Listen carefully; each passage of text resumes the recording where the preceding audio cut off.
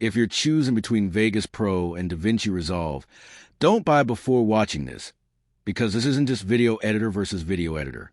It's fast editing workflow versus professional all-in-one production. Vegas Pro focuses on speed and simplicity. Many creators like it because the timeline workflow feels straightforward, easy to learn, and quick for cutting videos together. It's often praised for letting users jump into editing without a huge learning curve. But here's the catch. Compared to newer competitors, its ecosystem and advanced tools can feel more limited. DaVinci Resolve takes the opposite approach. It combines video editing, color grading, visual effects, audio production, and motion graphics into a single platform.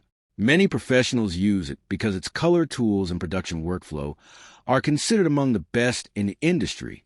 The downside is that it can feel overwhelming for beginners and may require stronger hardware for smoother performance. So which one should you buy? Choose Vegas Pro if you want quick editing and a simpler workflow.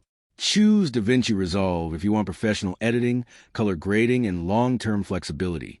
Bottom line, DaVinci Resolve is a better choice for most people because it offers more features, a powerful free version, and room to grow.